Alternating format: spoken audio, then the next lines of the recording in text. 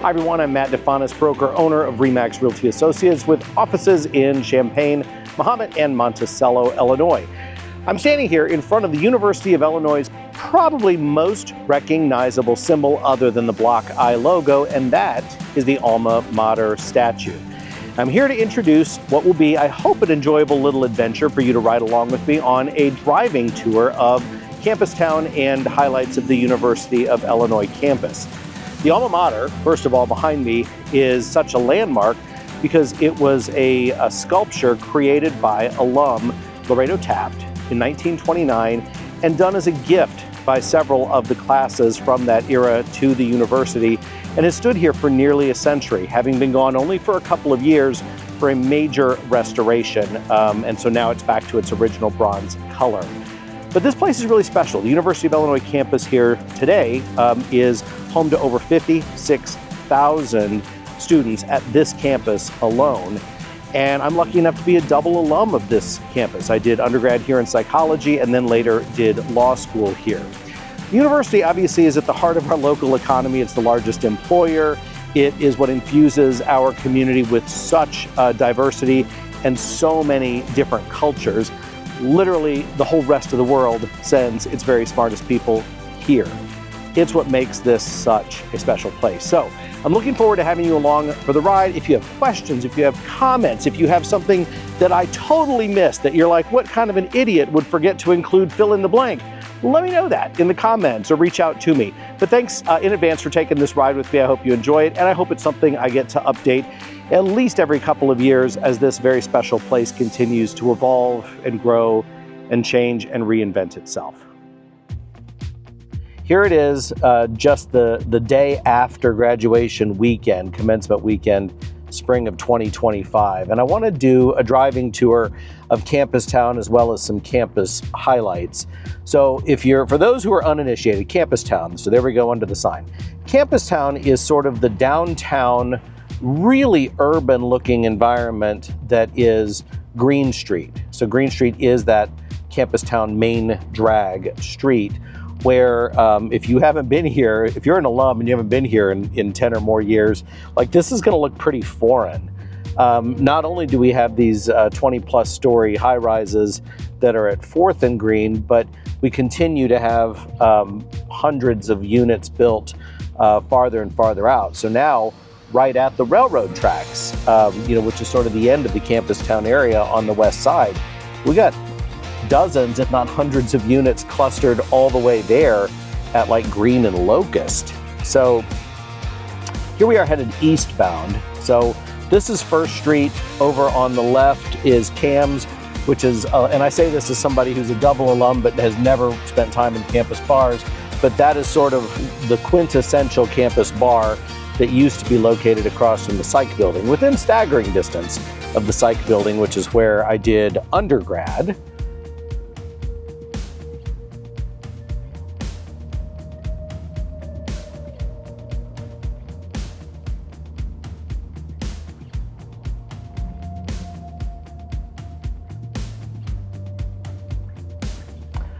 So Campustown runs roughly from those railroad tracks where you saw the underpass and the Campustown sign, all the way through to Wright Street.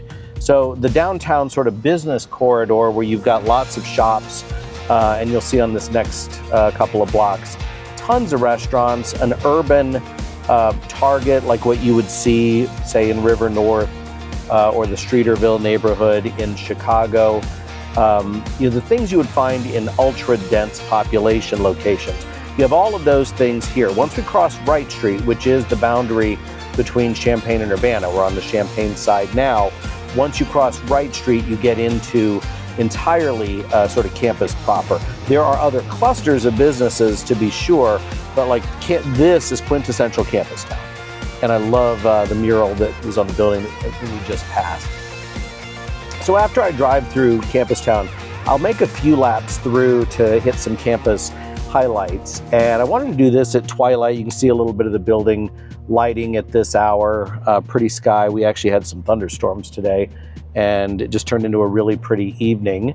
So I thought this would be a good time to do this. So as we continue eastbound, coming up on Wright Street, so when we cross this next intersection, this next traffic light, we will have crossed from Champaign into Urbana.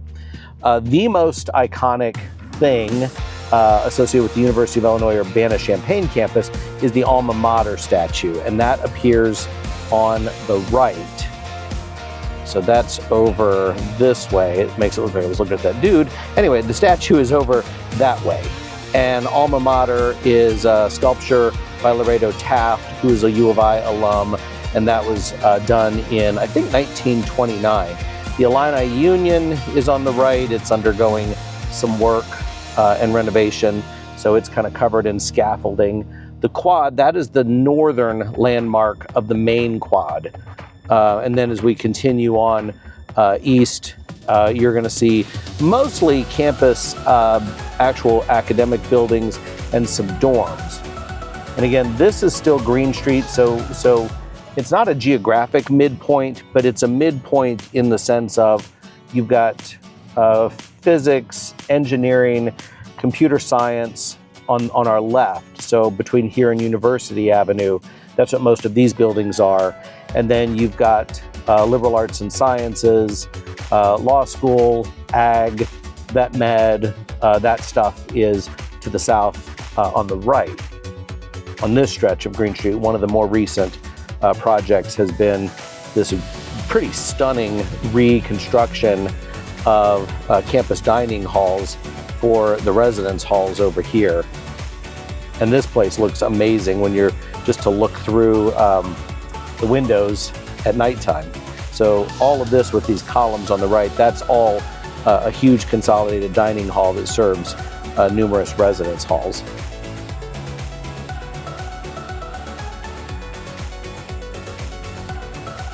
So I'm going to turn south. Lincoln Avenue is the eastern boundary of campus proper. So once you cross Lincoln, you get into a lot of the Greek houses. You'll have some apartment buildings, other stuff like that. But the next landmark you're going to see in just a moment is the Halline Gateway. So there's no original buildings that were part of the campus when it was first opened that still exist, none. Altgeld Hall, which currently houses the math department, originally was built as the law school. Altgeld Hall is the oldest current building on the campus, and that's what the alma mater sits in front of. And it's known not only for its historic architecture, but also for the carillon and the bells and chimes that you can hear throughout the day on campus. So while there are no original buildings that are still standing, somehow the university managed to stick in an attic somewhere or a barn part of the original University Hall. And so a number of years ago, it's probably been 10 or 15 years now, I'm an old man, so it all blends together, but this over here, this is the Halline Gateway. And so you'll see there's this brick archway right there that was part of the original University Hall.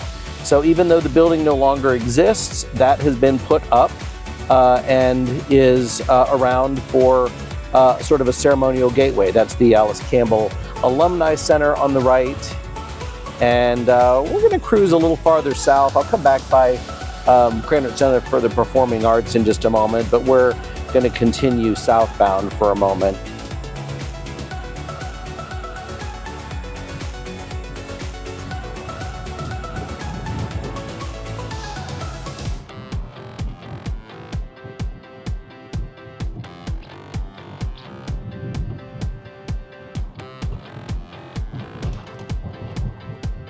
So those are the Lincoln Avenue residence halls, some of the older, more historic residence halls on campus. On my left, you got a corridor of Greek houses. Then this is the university's McKinley Health Center, which is turned 100 years old in the last, I think it was school year before last.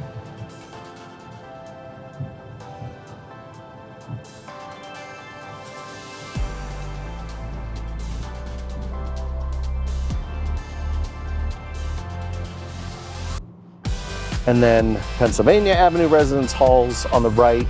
And then immediately behind those are the high-rise or higher-rise Florida Avenue residence halls. And all of those, as you can kind of tell from their architecture, have been there for a very, very long time.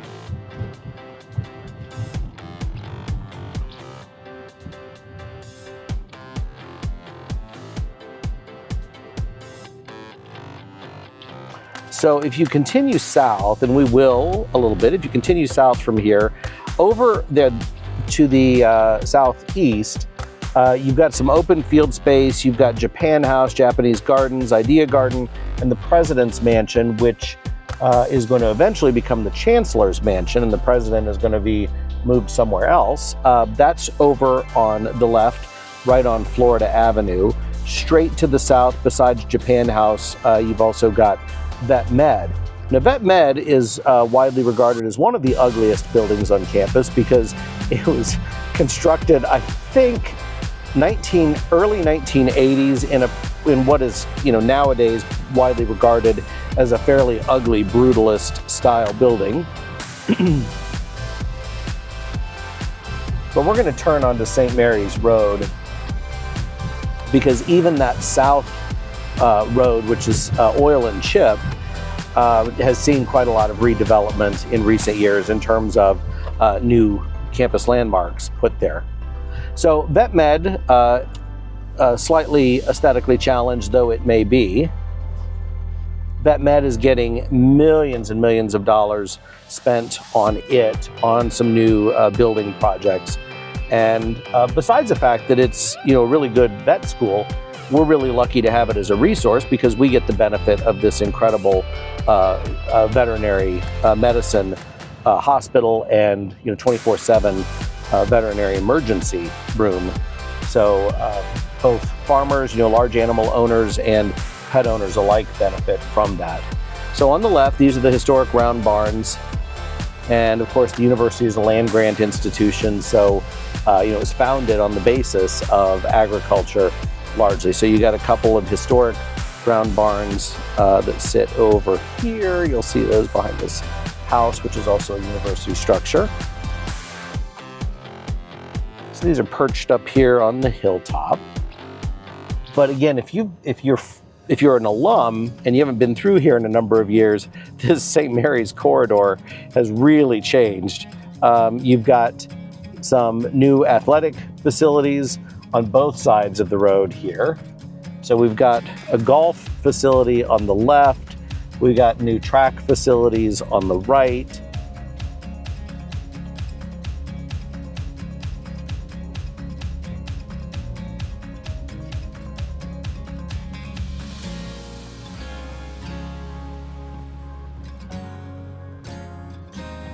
So all of this is for the golf practice facility. All of this is for the track.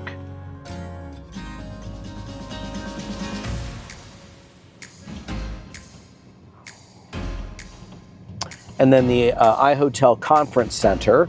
Now the hotel and phase one of the conference center have been around for, 10, 12 years, something like that. But the conference center was doubled in size, and that project just finished in the last couple of years.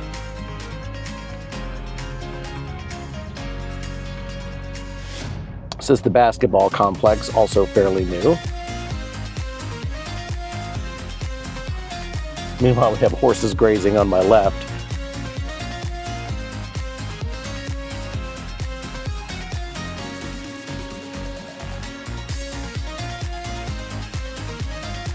So this is a brand new, the foundation still occupies the historic, I think, Harker Hall it is, next door to the Union in a really cool Italianate structure.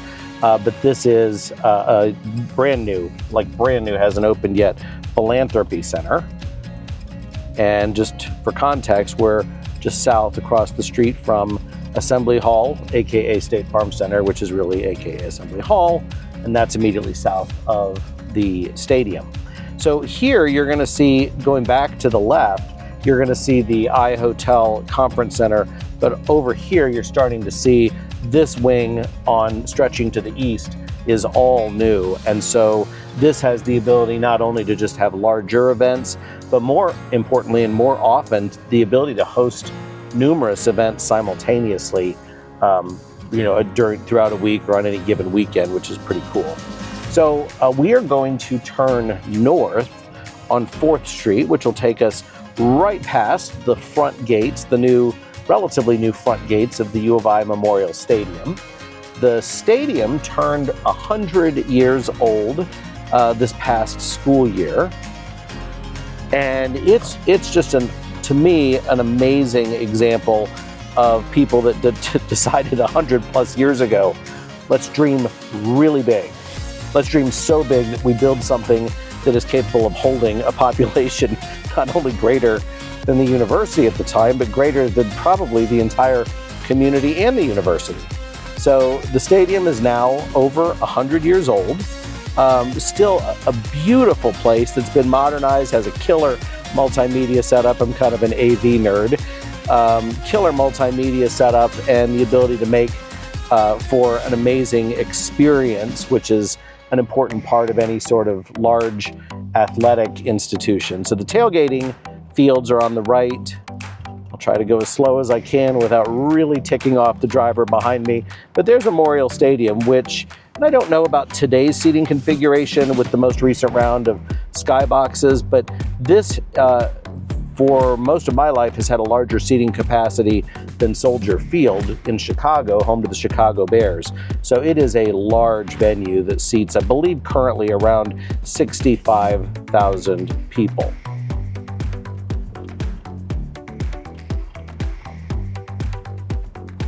So the marching band has a practice field on the left. These are newer dorms on the right. And let's see, I think I will go ahead and turn this way because I'll get to cruise past a couple of other important landmarks. So, people that are alums from a million years ago, like me, old people like me, they'll remember IMPE, which was the Intramural Physical Education,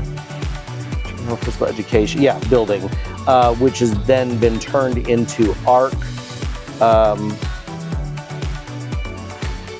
So this really state-of-the-art campus recreation facility. And there is a second one farther to the east. So this is the west facility, and then there's another fairly large facility that's just several blocks further to the east. So I am a double grad of the U of I. I did undergrad in psychology and then law school. So the law school's coming up. This is the Irwin Indoor Football Practice Facility, which seemed a little silly when we spent all that money to have a football team that was terrible, but it doesn't seem so bad since we've had a pretty good football team. So some more fun facts here. So law school's coming up on the right. School of Art and Design is on the left, and that is attached to the Krannert Art Museum. And that is the second largest art museum in the state of Illinois, second obviously to the Chicago Art Institute. So this is the U of I Law School where I served a 3-year sentence. Got to attend for 3 years and earn a JD.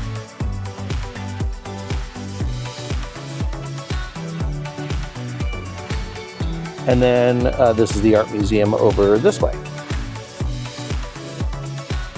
So we are eastbound on Peabody, coming up to 6th Street.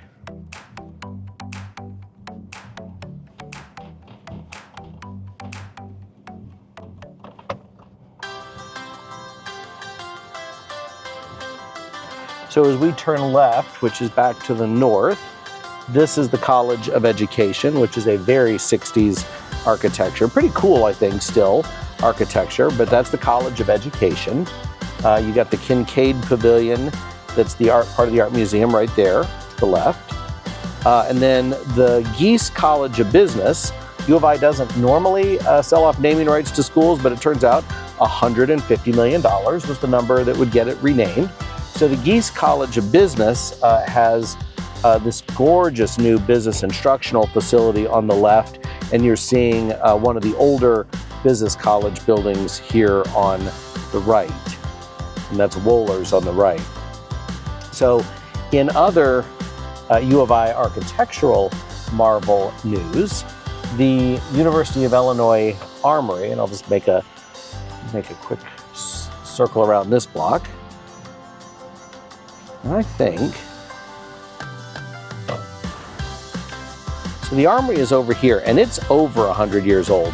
It is, I think, 109. When this thing was built to replace, and it is still the home to the ROTC programs for all of the armed forces, but when it was constructed in the original part in 1914, this pretty brick stuff that you see was added just a few years later. But when that big barrel-rolled structure was built, it was at the time the world's largest unsupported roof structure.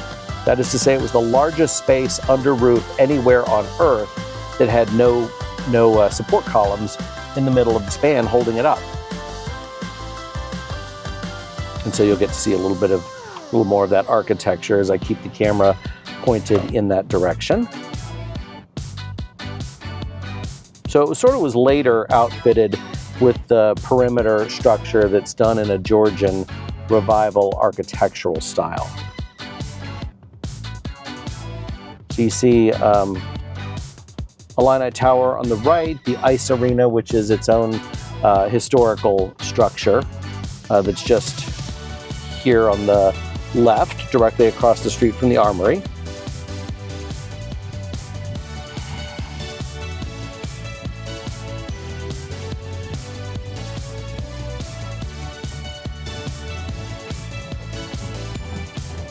So this is the School of Labor Employment Relations on the left.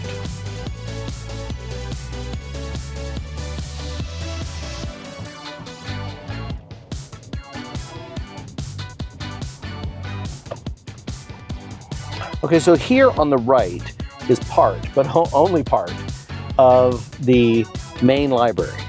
And the University of Illinois boasts one of the largest, it may be the largest of the public university library systems, and it's one of the largest libraries in the entire United States of America. So that's the main library. There's over a dozen libraries throughout the campus, like the law school, for example, has its own. The engineering library is a huge and pretty gorgeous freestanding structure. So all of what you see here on the left is the main library, and the kind of oddly windowless structure, as well as the light brick structure next to it, those are the main stacks. So that was only accessible to graduate students. Otherwise, you have to send for the books, because the lowly undergrads are not allowed back there.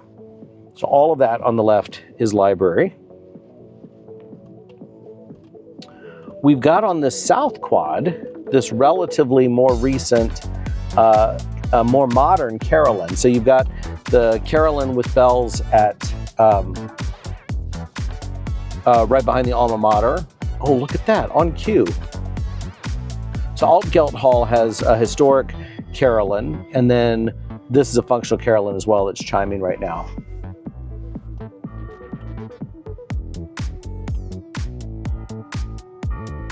So anyone who's been on a campus tour ever knows that this is a very famous and important piece of dirt right here, hidden by this hedgerow.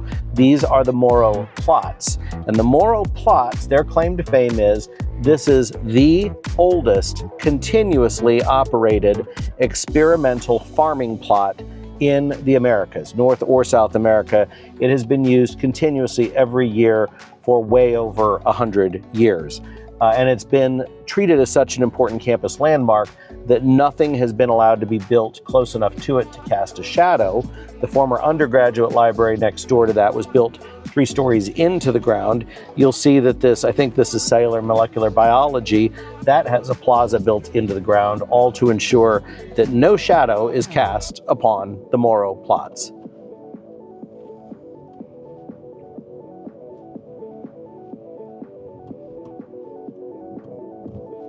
So here we've got ACES buildings for the College of ACES and I think Animal Sciences. We're going to turn north and go past the Cranach Center for the Performing Arts, which celebrated its 50th birthday a couple of years ago. And it is still this just amazing state-of-the-art performance venue.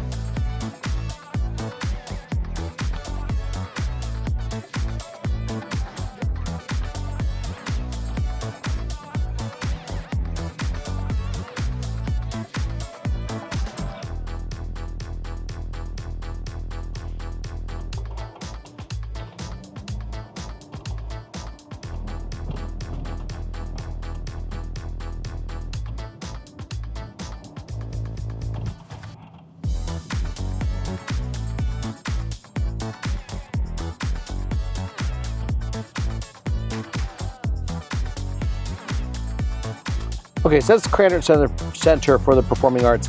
I describe that to people who haven't been in it as sort of a miniature version of the Kennedy Center in Washington, D.C. It's its largest auditorium. This was constructed just over 50 years ago, one of the earliest uses of computer-aided design. The Follinger Great Hall is a symphony concert hall with a balcony that seats, I believe, I feel like it seats around 2,000 people, and it is widely regarded as being dang near acoustically perfect. There are also two different 1,000-person venues, one designed specifically for opera and one designed for spoken word dramatic performances, as well as a few smaller venues as well. And there's also an outdoor amphitheater. So this complex, and it also features a massive lobby with exotic teak flooring. So there are events that get hosted in the lobby as well.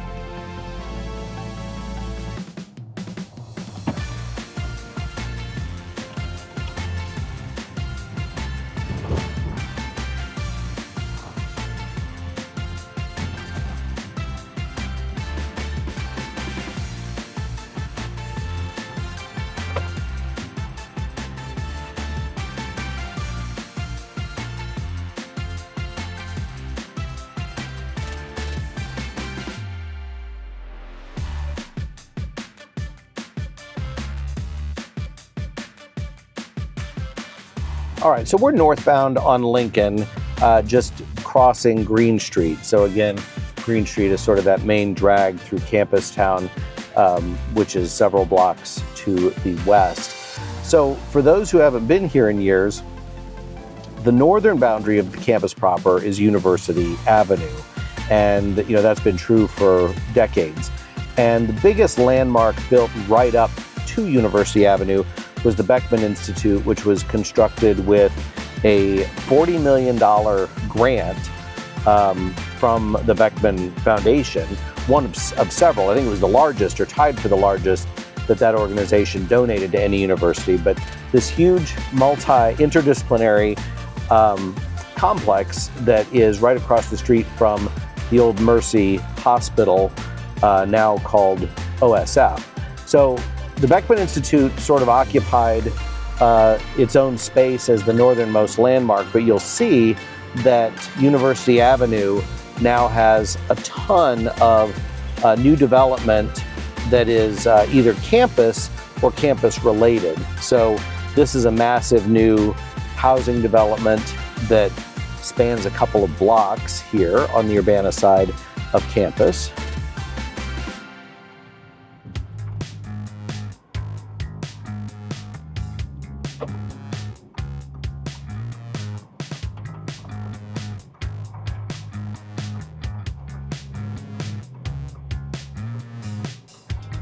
So all of that to the east is the Carl Foundation Hospital main campus complex.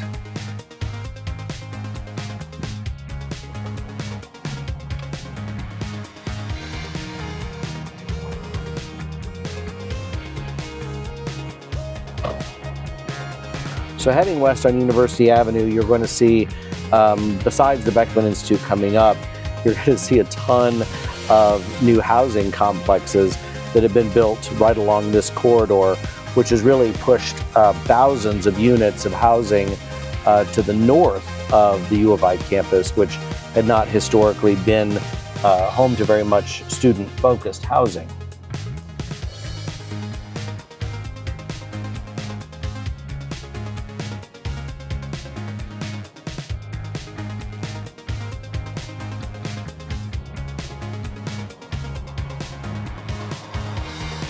So this is the Beckman Institute on the left, coming up here. And I'll show you a little architectural piece of trivia for Beckman in just a moment.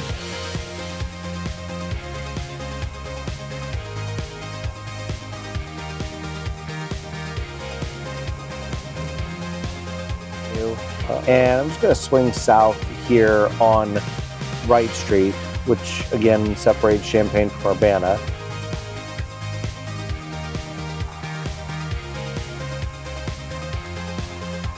Oh, so this complex, by the way, on the right, this Latitude complex, goes for 2 full blocks. Hundreds of units running for 2 full blocks right along the north side of University Avenue. And those are a few years old now. So here you've got the north, there's a north quad hidden back here between Springfield and University. You've got electrical engineering, and one of my favorite little pieces of campus art is what I would think must be the world's largest set of wire nuts right over here at the electrical engineering building, so that's fitting.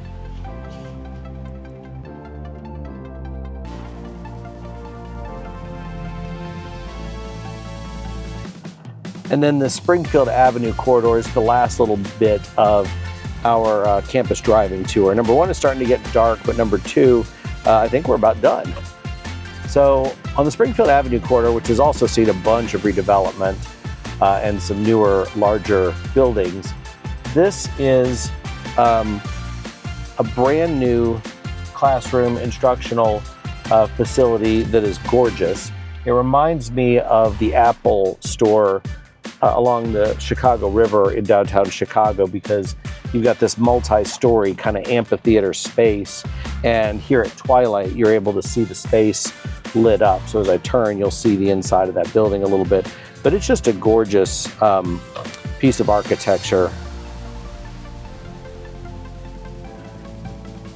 And then from here, the next building is the engineering library. So Granger Engineering Library, which is, oops, sorry, we're taking a little spin. Granger Engineering Library is over here. So I'm gonna pull off for a minute so I don't block traffic and make people angry. So one of my favorite little bits of trivia, architectural trivia. So the Granger Engineering Library features on its top level. So back when I was in law school, approximately 400 years ago, this building was brand new. And so this was, even though most of the law school students were math and science refugees, we would still happily study or have study groups here in this building. So you'll notice on the top floor, there's a triangular dormer, but the triangular dormers only face north. On the south side of the building, you have semicircular dormers. And the reason is, on this side of the building, the triangular dormer frames up the angular glass tower. So it sits on a straight line. So pointing to the north, this way, it frames up the angular glass tower of the Beckman Institute, which I don't think you can see through the trees, but from up there, it's a perfect frame for the angular glass tower of Beckman, and the semicircular windows that face south are the perfect frame for the rounded contours of the steeple on the top of the Illini Union. And those windows sit absolutely on a straight line that connects those buildings, each of which was built decades apart from one another. So there is your May 2025 University of Illinois Urbana-Champaign Campus Highlights Driving Tour. I look forward to doing hopefully at least annual updates, because this campus continues to grow and evolve and change and reinvent itself such that there is something new to see here every year. So thanks for indulging me. Hope you enjoyed it.